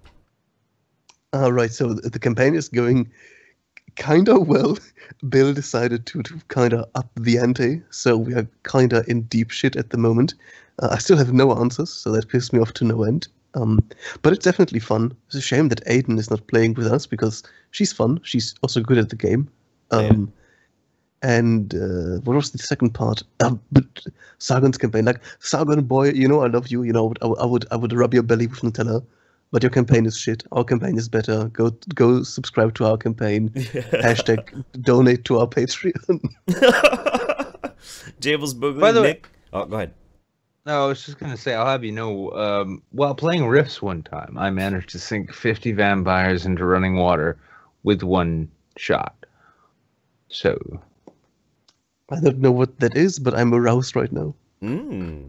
You don't know what Rifts is? Oh my god. Oh my Jables God. Boogly. Continue. Nick, Continue. I love the new video. It struck me way too deep, but you handled it perfectly. I'll probably DM you at some point about it. Okay, back to the fun. Appreciate that, buddy. Giovanna Liviana, Jeff, like please that. give me the link for the stream where Dr. Layman told Jontron Hitler was a werewolf. I gotta see this. I did put the link in the chat. Sergeant Buck. Geez, sorry, dude. First I fuck up like calibers on military weapons, and now I gotta fuck up your name. If a bunch of Logan Paul fans engage in an orgy, is that a hashtag #LoGangBang? Sociologist. Please ban that person. Literally ban that person. Red Royals. The one good thing about having insomnia is that I haven't missed a Saints show in weeks. Made some tea in my Saints mug and settled in to watch the show, and not disappointed. I have shit to send you both. Got to get on that. Much love to you both. Aww. Rhino says Mao Zedong was a Yeti. I mean, that's kind of a woke take. I'm not gonna lie. Yeah, it must have been. But like, very here's the thing. shitty. Okay. Oh no, try I'm this? sorry. Why? I'm sorry. This Y2KNW. No, listen.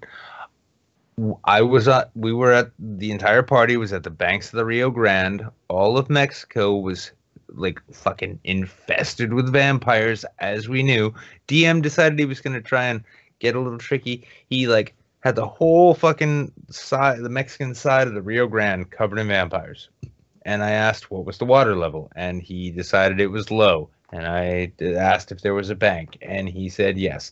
So I launched a grenade into that riverbank and blew an entire chunk of it out. 50 vampires sunk into running water, dead. And then he asked me, he's like, well, you have to roll for your fucking buff.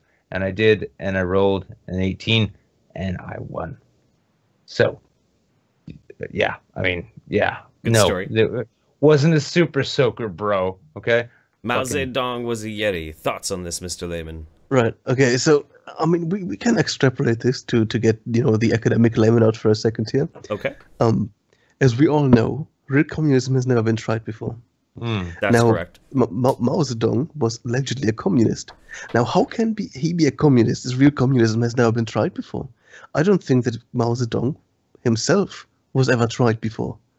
I don't think he's real. Oh, whoa. Really? So you're a Mao Zedong denialist? Shit, am I allowed to say that on YouTube? Yeah, I think so. But no. Are you allowed to say that in your country? Nice. No, like people often joke about it, but like it's kind of bad at the moment. It actually listen, listen. I will say it for you, and in front of all of fucking 1,500 people watching right now. Mao Zedong was a hologram the entire time. It's like Tupac. It's like the Tupac hologram. Yeah, Tupac was a hologram the entire time. That's why when he came back as a hologram, no one was surprised or impressed. That's okay. My brain. Sergeant Buck says, "Does the good doctor consider the S stock to be cheating?" Like I thought with the S stock. I didn't have any medieval treatise for that. So I attempted to essentially make a weird combination of a two-handed rapier situation out of it. I'm not terribly impressed with it, to be honest. It really comes down to the current pointing system. Cutting with an S-stock is not really gonna happen, and but bashing someone with the blade is still extremely frightening. It hurts. It can definitely knock some teeth out. And we were in this situation where we were only counting the stabs with an S-stock, and we didn't count the hits essentially with an S-stock. Now, could you technically use an S-stock as a sort of glorified baseball bat, get someone on the ground and then start stabbing the person? You could, but the question then remains, why not use a rapier and have a free hand, essentially? That's a good point. That's a good point. I had to look up what an S-stock even was, actually. I feel like an amateur. Serenity Kuchi.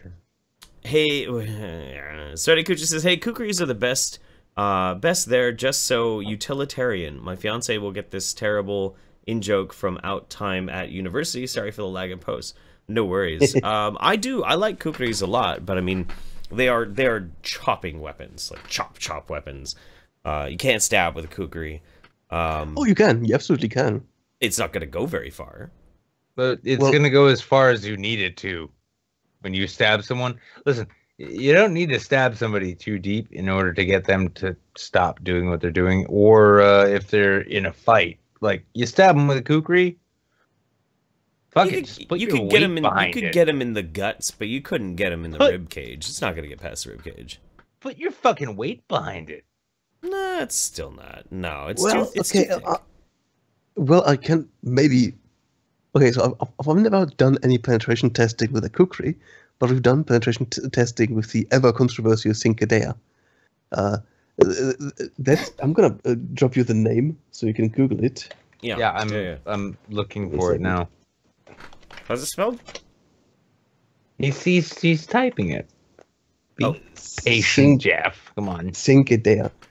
It's like five fingers, and a lot of people really hate the thing. They are really like, oh, this is complete garbage. How could you ever use that? And we did penetration testing with it, and we found out that it is one of the most nimble things that can cause horrible wounds in the hands of a complete amateur. Okay, imagine the following situation. Okay, you are in the channels of Venice. There's literally like maybe enough space for two people to walk next to each other in a dark alleyway, and you get jumped. Out of fucking nowhere, you draw this tiny, really nimble thingy that can just, by stabbing people, inflict essentially cut wounds. The fucking center of gravity. Well, the center of gravity on the thing. Ooh. It's like perfectly mounted at the hilt. So it's like literally you have a pivot right above your handle, like any direction you want to point it, as long as you've got it in your hand, it's going to go that way. That's a mean-looking weapon. Like, a lot of people fucking hate it. They are like, it's a meme weapon. It's completely useless. As a bodyguard, it's amazing. Like, if you're like in the historical context, that weapon is a fucking go-to weapon. Well, there's a reason it exists. I mean, Absolutely. there's a reason it exists, and people keep making them. If you were out there and you have shit to talk about this beautiful knife, surrender your fucking capitalist card, because the market has spoken.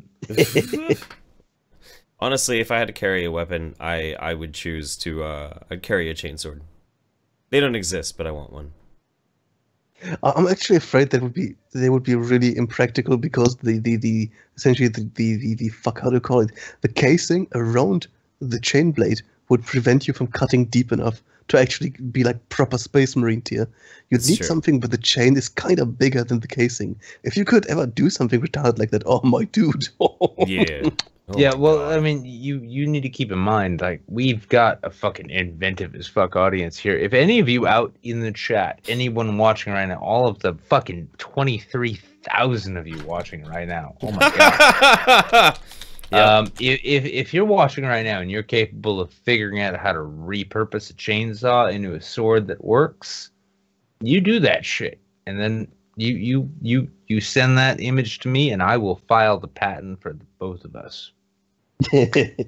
And some people are saying that like real life chain swords have been made, and I'm kind of looking around on it, but I don't think anybody's made one that's like super. Man at Arms made a chainsaw. It looked amazing, but it was completely impractical. Impractical.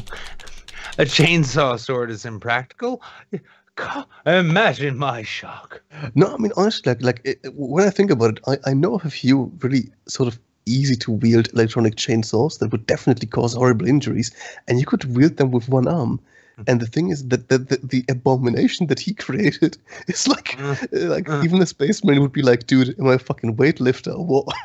Wow, dude, that is a fucking crazy ass machine. What the shit? That dude looks like a psycho too. I love him. This dude has a YouTube channel, yeah? You mean Men at Arms? Yeah. Oh yeah. I'm gonna link you. Okay, fuck, dude. No, I'm gonna go fucking watch this shit. I want to see him. I want to see this. This is fucking amazing.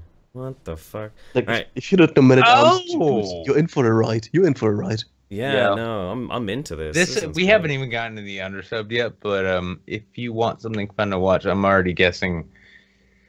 This is one of those channels. Yeah, fuck. Yeah, like the thing is, okay, shout out.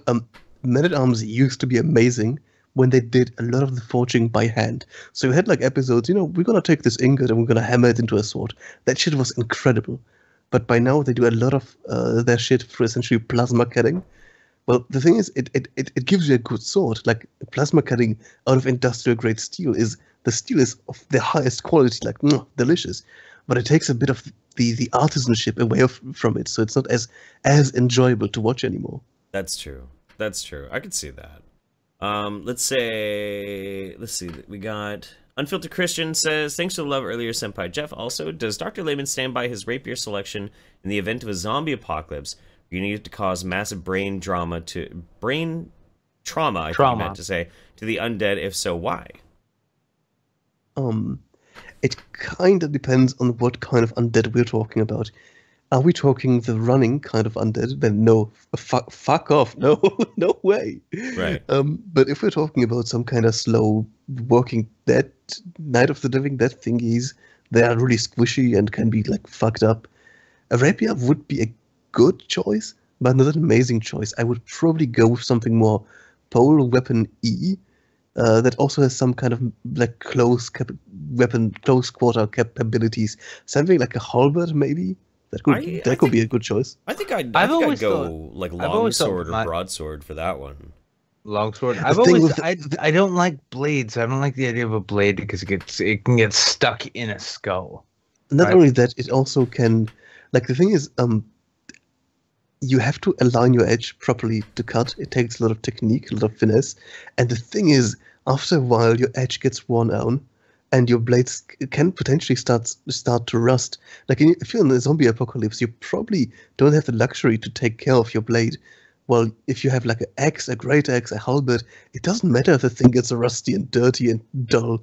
It's still gonna do the job, but just smash things open. I keep thinking the best zombie apocalypse weapon would actually just be a mace. Like not like a fucking Morning Star or anything, but like just like a nice like heavy-headed mace, something you can swing. Also because like while it can cave in a skull while you're swinging it with full force and all of that, right? Like get one that you can swing with enough force to the point where like when your fucking shoulder starts to give out and your arms start to give out, you can still manage to go like, ugh. And as long as the thing's got enough weight, its own weight can maybe cave a skull in if you bring it in on the right thing. It's like that is like because it won't get stuck in the head. it'll just keep smashing, and that's the idea. It's smash brain. I can't think of a better weapon than a blunt. Absolutely. Like there are some Warhammers, especially earlier Warhammers, that had a really broad head that essentially kind of branched out into a really broad head. That could be really, really useful. Yeah. Beardbarian is insistent that the axe is the best way to go. I think the axe would be in a zombie apocalypse. If you're in an environment where you're going to be traveling around a lot and you're going to need on hand a weapon and a tool, I mean, you can't really beat an axe. Because I mean, if for some reason the axe gets dull, you just turn it around and you got a hammer. If I had an axe, I would honestly value the axe more as a tool than as a weapon. Because like that shit, it being sharp means more to me than my ability to actually survive. I mean, yeah, it's gonna cleave at heads, but if you've got something that can cave a skull in, as opposed to just penetrating a skull or cracking a skull, like something that's not gonna dull, something that's heavy enough to where like you can swing it, even if you're tired as fuck, which you really will get after you've bashed a dozen zombies down. You need something. I mean, give it a leather strap at the bottom. Holy fuck! And you're just like, bang. Skull, cracked, zombie, dead. Oh, for fuck's sake, good. I get to live on to the next fucking goddamn zombie. God damn it. Crack. Oh, finally the zombies are dead. I need to make a fire to make food out of this fucking squirrel or raccoon that I caught. Good thing my axe is still sharp. Oh, yeah, man. I mean, like in the end, you can just turn the axe around and just use the head of it, you know, just to smash something over the head. I would definitely value the sharpness. Yeah, that's worth a lot, especially when it comes to preparing food. Like, you have a spike on the back, and you blunt that shit. You blunt it to a point where you get a nice fresh zombie, and for some fucking reason, that thing bounces off the fuck. Like you're so tired and lazy with your swing, and that thing just kind of glances off the fucking top of the head of the thing, and then all of a sudden that axe blade's coming back at you, and fuck, one of your arms doesn't work anymore. Brocka says, Poison the Well and YouTube Saints butt touching at VidCon 2018. Probably going to happen. Yeah, it's true. Gonzo Duke says, Layman's thoughts on PUBG. I never really got into it. I thought about maybe trying it out, but I have a really fucked up schedule at the moment. I can't do shit. I live, you know, from the moment to the moment. It's kind of fucked. But it also seems like a buggy mess to me at the moment. Yeah, it kind of is. It's if you play it a lot, like a whole lot, then you'll probably notice the bugs more than if you just play it kind of casually like I do. I usually don't have that many problems with it. I'll play it for like maybe 2 or 3 hours a week at most, and then I'm playing other shit. But it's not bad. It's fun. It's interesting. You know. It's a fun ass game, and as far as shooters go too, you don't have time to get salty because you're just like, all right, I'm dead. Fuck. All right, time to go into another match. All right, cool. That's kind of the nice part. You don't really have to like wait or anything. Once you die, you just immediately hop back in, and it's very fast. Big Assassin 80, thank you for the new vid, Nick. It was a good reminder. That's good. Fuck yeah, dude. That's very sweet. I'm glad. Seen that a few times. I'm glad you guys have enjoyed the new video. Shit took a lot out of me. So I went and got a whiskey and a cheeseburger, and then I talked to the lead singer of the band that was featured at the beginning of this video. And yeah, if honestly, like, and fuck it, there's fucking almost 400 people watching now. Yeah. Don't even go watch the video. Fuck the video. If you or someone you know is thinking of fucking killing yourselves, just at least make the calls and talk to the people before it. Yeah, that's fair. Oh my God, I'm thinking about suicide every single moment of every single day. Literally the only reason why I haven't killed myself yet is because I'm way too much of a coward to actually do it. So, I mean, at least there's a reason. Yeah, you know. No. That's the thing. You'll always find a reason, and also, don't be that cunt, man. People love you. I love you, Layman. I would be destroyed. Here's the thing. You gas mask wearing fucktard. You just want to leech my subscribers. We both know that. I'm gonna fight you. Listen, All right, how about we'll make a deal? You can kill yourself, right? After I have all of your subscribers, every single last one. And Yeah, sure, why not? Yeah, all right. No, then you just need to like dedicate yourself to a month of saying like, go subscribe to Wizard of Claus because he's a genius, and then when that comes, I'll figure out whether or not I've gotten all of your subscribers or not, and if I don't have every single one, and if not everyone has abandoned you, you have to just keep living. I'm sorry, dude. Yeah, sounds like a good idea, to be honest. When your subscribers have all become my subscribers, then you have my permission to die. There you go. Serenity Kuchi says, read this as Jeremy Clarkson. Tonight on the YouTube Saints, we talk to Dr. Layman, discuss weapons. Nick admits he killed vampires in rifts, and Jeff wonders what the hell just happened to the format. That's my best Jeremy Clarkson. And with that, we are going to get back onto the format. We're going to move on hang on. And Nick wonders what happened to the... actually, you had a better Jeremy Clarkson. Well done. I know, dude. That was well done. I can never do impressions, and I think I actually got that one pretty good, just because I can do like the timbre of his voice. Yeah, and you have to give that, you have to affect that air of like, I can't believe I have to read this. So tonight, we're going to review a voxel. No. So, Layman, we our undersubbed of the week is a person by the name of Cool Hard Logic. So, introduce us to Cool Hard Logic. Why'd you wanna feature him? I'm thinking of a way to derail the conversation without being too much of a cunt right now. Because honestly, fuck formats. But yeah, Cool Hard Logic. Like, okay, if I were to describe it, okay, imagine the following, right? It's the year 2006, 2007, maybe even 2008. You're in your rebellious teenager age. You're like, Mom, it is not a phase, God, not real, Lamar, right? Right. And he's, I think, in a very good way, a relic of that time. Like, he's one of those old school atheist YouTubers, but he actually has the science. Like, so when you have people like The Amazing Atheist, that's basically just like, give me a second. I need to remove my pop filter real quick. God, not real. Donate to my Patreon. You know, you got people like that, and then you got Cool Hard Logic that spends like a 12-part video series just talking about the flat Earth and explaining cosmology, explaining astrophysics, explaining just about everything about planetary movements, about gravity, about everything that even a complete layman like myself, can understand it. And he takes his time, and he's actually really educated, makes great points, has a really nice packaging, and you really get this sort of whiff of old school atheist YouTube.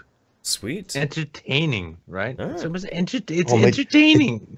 It gives me the like actual butterflies in the stomach every time I listen to it. It's like if every YouTuber could be like him.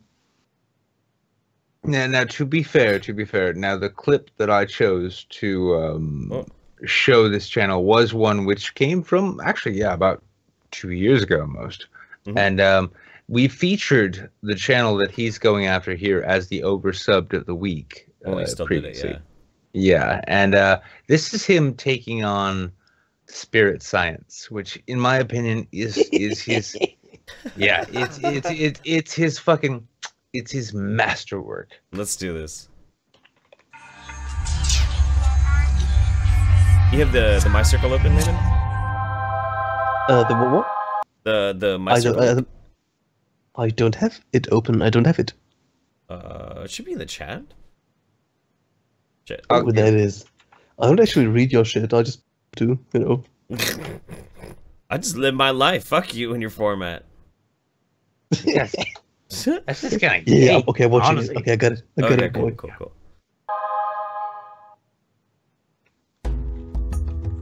Can you feel it? That feeling like you should have paid more attention in school? Have you ever woken up and felt like the population was getting dumber every day? That charlatans are undermining education and spreading disinformation based on what feels warm and fuzzy? In this presentation we'll be looking at the previous so-called lesson and showing you the things I got wrong, why stupid ideas can easily hoodwink credulous people, and how sacred geometry can be used to say just about anything the author wishes. I'm Patchman, and I have a patch on my head. This signifies the removal of critical thinking and reason that enable people to believe all kinds of crazy junk. And it's what enables me to come up with such open-minded ideas as Earth being populated by space Jews and Martians. If you think about it, you can probably feel a sensation, or a bump, or an indentation in your skull where your critical thinking skills may have been removed. Can you feel it? I begin with a quote from an artist, Michael Evans, but this has absolutely no bearing on reality. It sounded cute though, and didn't stop my imagination running riot. What if we could understand the fundamental geometry and movement that light moved by? What if it was a three-dimensional solid form that we could map? The astute among you will have immediately noticed a flaw in the idea of light being a solid because it contradicts absolutely everything that the scientific method has found out about light so far. My question then doesn't even need answering. Pulling items out of our asses feels great, so let's recall where it led us. I quote Einstein. Whenever you want to sound scientific, it's important to quote a great mind, in the hope that some of their credibility will rub off on you. Quote mining is also a great way to misrepresent something. This is cherry picking, and we'll come back to that shortly. While doing research on Wikipedia, you find pages upon pages with bajillions of words describing these crazy formulas revealing the secrets of the universe, everything we know in modern science. Those crazy formulae describe reality, but ignoring them plays a key role when it comes to making up stuff later. By using some clips of geeky-looking characters, it's easy to appeal to superficial stereotypes. Look at all the scary equations. It looks like hard work, doesn't it? You probably didn't even notice the outstanding hypocrisy of appealing to the authority of Einstein on one hand, whilst dismissing hard-won knowledge with the other. Space. Like, we should elaborate on one thing. He's actually just playing a character. He's parodying Spirit-Science. Yeah. Normally, he doesn't have an avatar. It's just a voice in the background. Yeah. Oh, and his voice is it's fantastic, but it's also disturbing. It's like, wow. His voice is something otherworldly about him. It's like, he gives you all of that shit. He gives you their entire argument, and he does it himself, and then he comes back. But then we come to realize that this is total bollocks. He has this sort of like. Now I feel like an idiot. I think that there is a hint of just having given up in his voice. It's like, let me try to do it. No, it doesn't take a genius to realize that all of this is just complete bollocks. Yeah, but it's like. Yeah, no. I mean, it's you know, you didn't get the voice just right, but you got the deflated nature. Here, let's listen to his voice real quick. Let's just do his voice real quick. Stars right, and how they think the sun is a flying spotlight. We also saw how, as with the stars, flatards can't get the altitude angle of the sun right either, nor where it rises and sets at the equinoxes. In quantifying their altitude angle errors for solar noon at the equinoxes, we also found that maths itself offers striking clues as to which orifice flatards get most of their ideas from. Now he's got a cool voice, man. He's got a really good voice. You can hear the defeat though. It's like he's like, I am willing to take on this fight, even though I realize our species is completely doomed. It's honestly like. Imagine, like, I reckon that he has some form of academic background. That's just my assumption here. And imagine being someone like that. And it's not just like something like politics where you can actually make like the excuse that, oh, maybe, colloquial knowledge. I don't mind. That's just my opinion, and it was just a meme, bro. And then you're talking about fucking physics. It's like, okay, I'm gonna do a 12-part video series on this, and with every part I will die a little bit more on the inside. Yeah, I think honestly, I think that's why like the classic empiricist YouTube atheist died as a creature, is because everyone who I mean, you can even take TJ, the amazing atheist, right? Oh yeah, he's fucked. I fucking love this. He is. He gave up. He is done. He is cooked. He has gotten to the point where like, I've spent so much time watching stupid shit on the internet. The only thing stopping me from killing myself is the fact that I haven't gotten to watch everybody else do it first. Okay. That's what I noticed though. Like, especially people who respect science, when they get onto YouTube and they find out that they're flat earthers, and they find out that they're this whole range of specialized retards who are really, really keen. And you watch their videos too, and they're like, especially when they give you like fancy graphics. It's kind of like the birth of Zeitgeist, the movie. It's like guy gets up on the mic, like it's all ASMR too. It's like, and the Federal Reserve knows what you're spending your money on. There actually is nothing federal about the Federal Reserve, I will have you know. It is true. After a while, you know, you keep like looking at all this shit. I mean, I do pseudoscience and focus on like medical pseudoscience, and it really gets to a certain point where you just feel like you've had the shit beat out of you because it just doesn't stop. Boy, we're currently working on a project. I don't think I should disclose too much about it, but I started as a joke. But by now we've went to 50 pharmacies in Germany, and we ordered various homeopathic remedies. The most often ordered one was Meditonzin, and not a single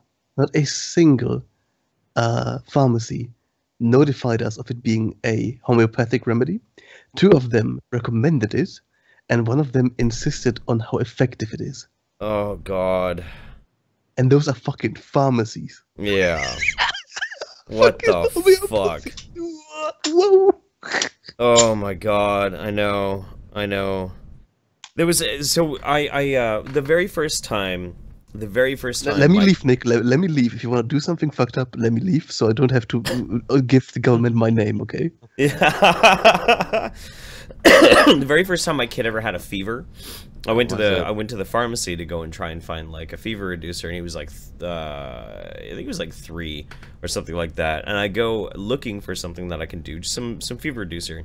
I find 5 different fucking products. All of them say fever reducer, and they're the only ones that are considered safe to be used for children under 5. And so I'm like, okay, cool. So I get all 5, I line them up, and I look at them, and every single fucking one of them was homeopathic. Every fucking one of them. So basically they were just trying to sell you their backlog of Poland Springs. I guess. I mean... I'll take a homeopathic lager. Here's the thing, like, I don't mind people using homeopathy. That is literally their decision. If they want to do it, I don't mind. But here's the thing, it shouldn't be sold in a pharmacy. No, it should not be sold in a fucking pharmacy. Oh my God. Is that because you're a Darwinist in the sense that you would love to see the weak die off by virtue? No, it's their body, their choice. I have no right to tell them not to take something. Right. Yeah, but I can't help but feel, especially as we're discussing homeopathy. Kathy Newman, is that you? I can't help but think though that like you're thinking like, yes, homeopaths ought to just kill themselves. And in the same way, it's like, oh, you want an abortion? Oh, yes, no, you don't need to breed. No. Go on. Basically what I'm asking, are you a eugenicist? Oh my, I am a full-on 1488 race realist, don't you know? Like here's the thing, like small brain is abortions are bad, enlarged brain is like abortions are good, and the super spiritual brain is like, what race is it? Yeah. Oh God. But actually, well, I mean, we will go by your avatar. You are apparently the whitest. I am the whitest person in Europe right now. I will have, even though there's not much of an achievement these days, to be honest. No, but here's the thing: it's that all of it was just a joke. Everyone just not exactly a high bar to get over. Everyone just chill. That all of that was a joke. I think that like the problem with eugenics is that a lot of people have like, okay, so for example, if I were to does a couple have the right to abort a child with very clear deficiencies? And does the couple have a right to maybe introduce another partner if they perceive that partner to have favorable genetic traits. Better yet, does one partner have any right to feel upset over the race of the child that they sought to spawn with their partner? I think like in the end, every person has a right to be upset about whatever they choose, but like the external validity of that, like if they have a right to impose that anger on other people, that's something different. Exactly. Right. It's the sort of thing like when your wife gives birth to a black child and you are white and she is white, and you say to yourself, how did I do that? I better skin. Well, I mean, there are a few rather rare genetic instances where that is possible, and there's also, Jamal. Oh no, I know. postal I mean, office like, guy. listen. Honestly, like the moment Sean King knocks up one of the interns in his staff, right, and it comes out white. Can you imagine how confused he will be? The thing is, like, I really I think don't at this like... point, because at this point he's pretty sure he's black, so he's like, "Shit, that baby better coming out with an afro and a criminal record." What the fuck? Like, why are you so racist, Sean? The thing is, right? Okay, so I don't like picking on people. I think having a laugh and good fun is totally fine, but it's just a personal choice. If you want to be like an internet bully, like Medicare, I don't mind. That's fun to watch, but I won't engage with that. But Sean King holds a very special place in my heart because, unironically, like the second I get a tan, he's literally whiter than I am. No, that's a wonderful point too. I love that. I mean, I honestly love Sean King, only because he has yet to marry Rachel Dolezal and give birth to Idris Elba. That's my thing. But I mean, it's been so depressing to see like people I used to regard as like intellectual heavyweights or welterweights in the lefty sphere, and like Sean King penned a great article here, and I'm like, okay, you don't even need to like Milo to respect what it is he did to Sean King. Yeah, Come on. that's true. You don't need to. It's in fact, what? It's best if you don't, because then it gives it further validity. Because you look at what it is and you're like, wow, that's where we've come to. Now, all that being the case, I want to tie all of this like racist claptrap that you've heard back to the Undersubbed. Cool hard logic. Let's not make it look as though skeptic atheist YouTubers are all just racist. That just happens because apparently. But let me ask you something. Is it racist to have a sexual preference in regards to perceived race? Let me ask you before I answer that. Have you had a black woman before? Let me pose a counter question. How do you define black? Let me pose a counter question. Did she rock your world and you left that world saying, how can I go back to white women? Not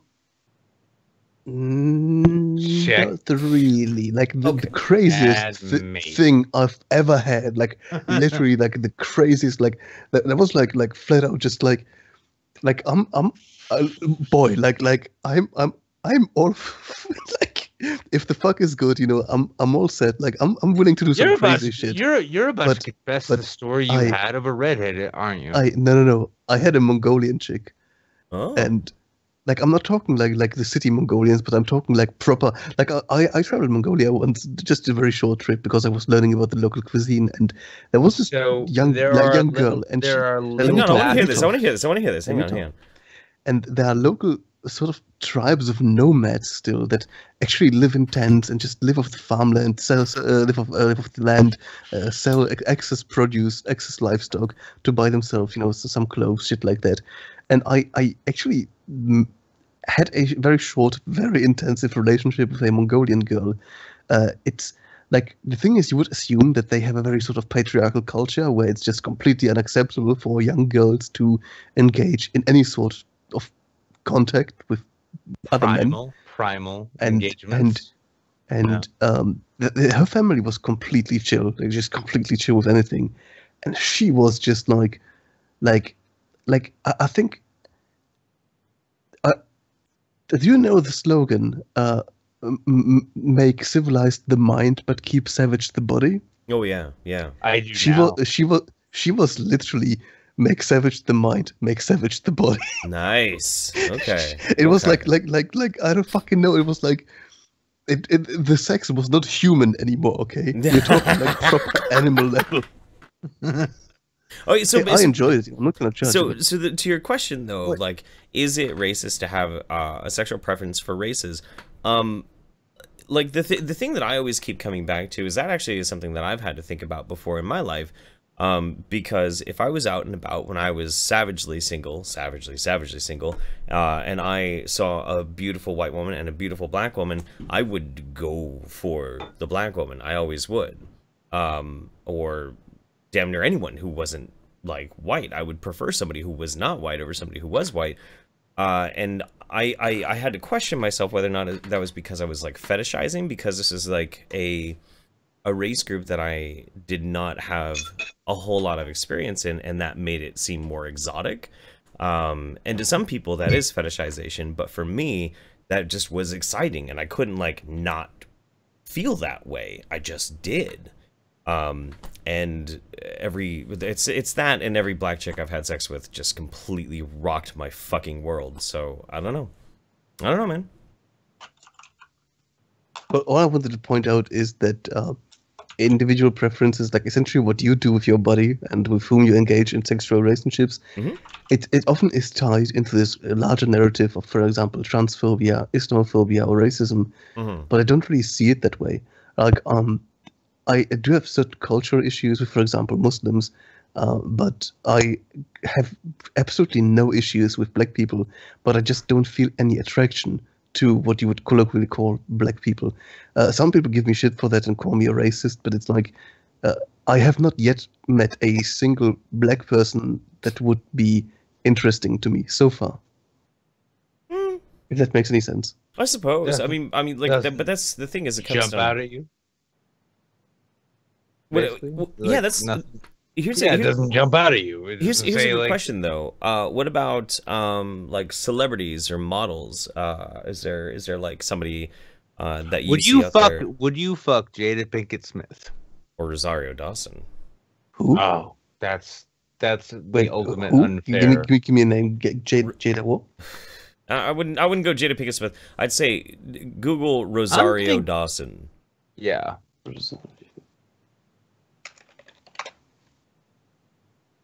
By the way, big up to Spamtastic in the chat for serving as literary Viagra.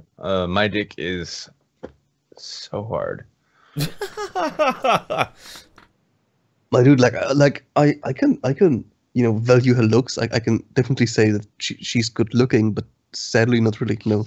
Oh man, I would trample 100 Angelina Jolies to just sniff Rosario Dawson's butthole. Like, mate, young Angelina Jolie, like, dude. Young Angelina Jolie was like Hackers. Looks like a angry boy with makeup on. I will fucking slaughter you, dude. Vivica A. Fox. No. Pam Grier was my very first crush I ever had. Pam Grier, just like, oh man, I don't know. Just is what it is, man. I don't know. You can't really control who you're attracted to. It's just, it's chemicals, you know. It's fine. It's whatever. I mean, and you know, all of that aside, there's no getting around the fact that Jewish chicks do in fact give the best head. I don't know. I can't second that. Actually, can't second that. All right. So anyway, we got Kale McKee, you keep saying Mason. I think you're meaning baseball bat with or without a weight. Maybe.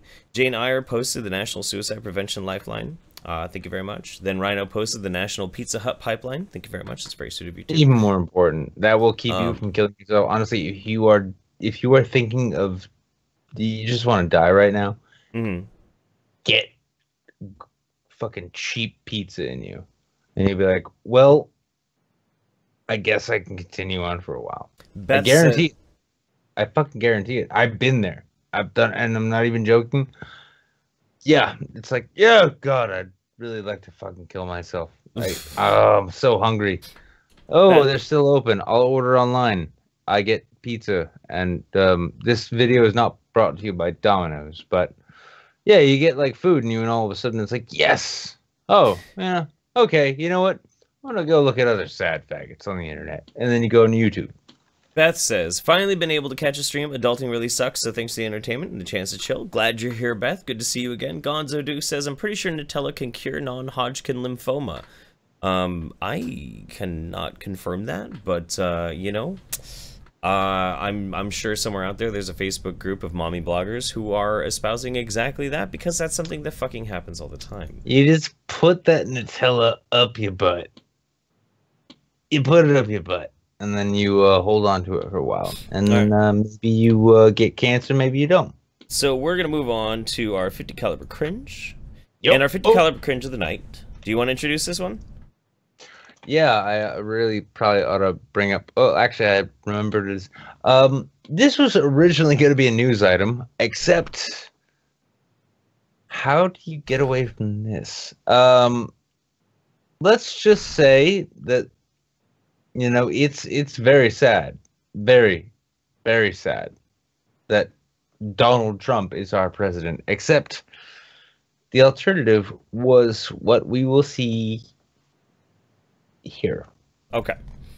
All right. So we've got first an article, and I'll play the videos like as need be. So Hillary Clinton praises activist bitches supporting bitches in online video. There's Hillary there.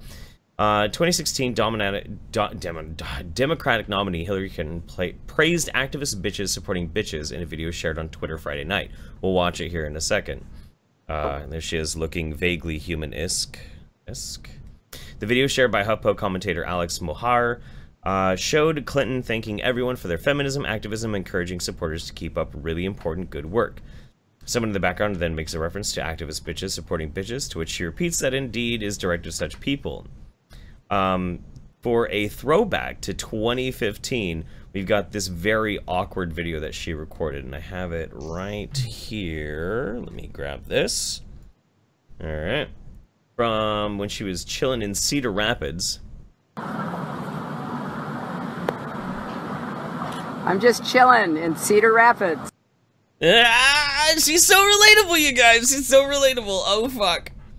The video isn't the first slightly awkward moment Clinton has had in short videos. She was mocked during the 2015 Democratic primary campaign for a Vine in which she said she was just chilling in Cedar Rapids. The drink holder saying more like Chillery Clinton, am I right? Am I right? So edgy, my dude. So hip. So into the latest vernacular. The new video came on the same day as the New York Times report that claimed Clinton shielded a faith advisor who was accused of sexual harassment during her 2008 bid for the presidency. She responded to the report Friday night claiming that women's concerns were taken seriously and addressed, despite the report saying she ignored urging from aides that she fire the advisor. So you guys ready to watch this this cringe video that she made, yeah? I am putting my boil. Alright, let's do it. Hey everyone. By the way, I'm just watching Boku no Pico on the side. You just watch what? I'm just watching Boku no Pico on the side, just so you know.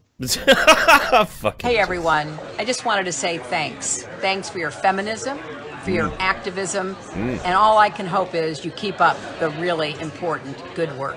Can you say the name of the activist bitches supporting bitches? And let me just say, this is directed to the activist bitches supporting bitches. So let's go. Very, very, very relatable. She was this close to being president. To be quite fair, like, I think it was a rather human moment for her. Like, maybe it's just because I don't see her that often, but that really seems... Listen, she got the update, right? She got the update package, and it filtered in her mainframe, and it was enough to make her sort of stare at a person and be like, human? I can do human, yes. Bitches supporting bitches. That's totally my thing. Yes. All of you humans and your delicious organs are totally... What were you saying her most human moment was, Layman? No, I don't know what her most human moment was, but that was a kind of a human moment. Like, it was a terrible one.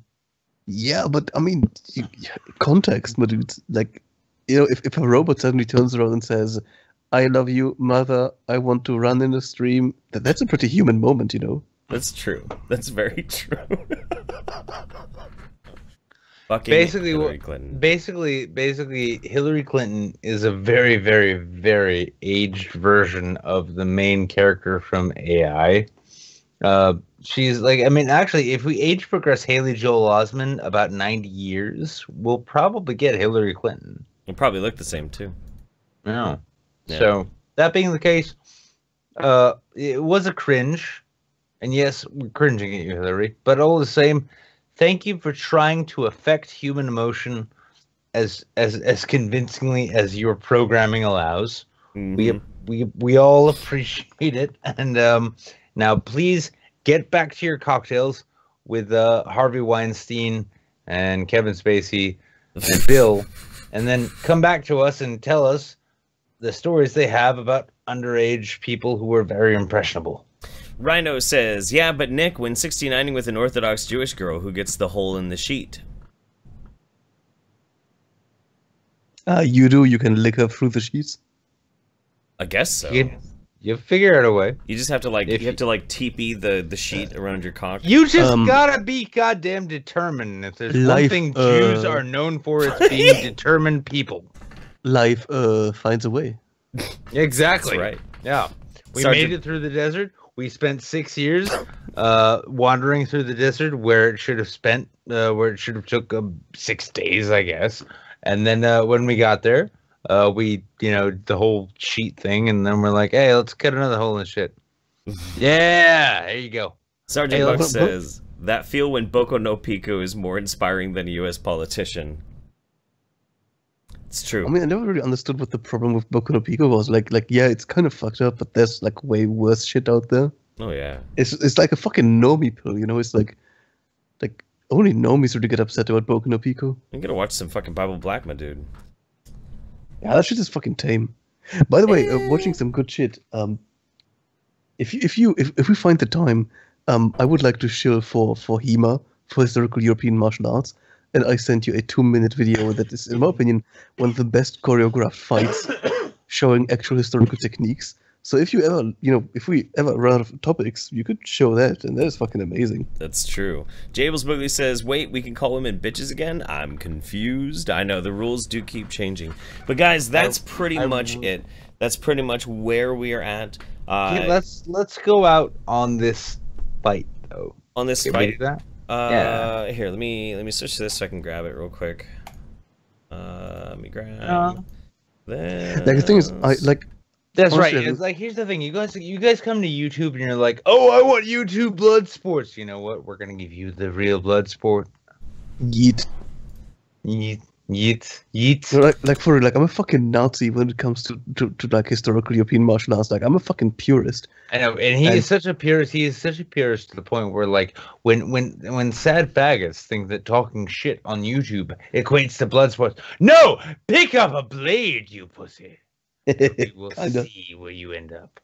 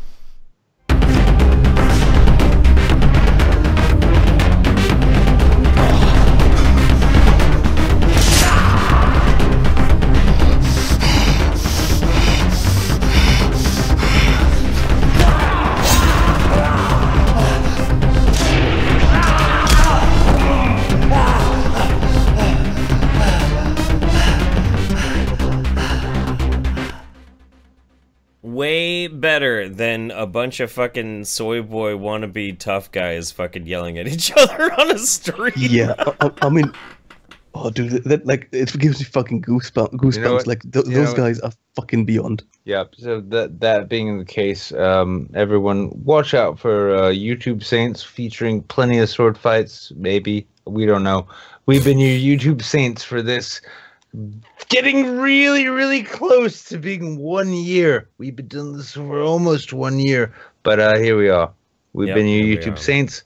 Go subscribe to Dr. Layman. Go subscribe. Cool Hard Logic. Please unsubscribe from the YouTube Saints and migrate to my channel. Unsubscribe from YouTube Saints. Go to my channel. Unsubscribe. Honestly, like, it's a fashionable thing. Just go unsubscribe, but then come back and watch the videos anyway.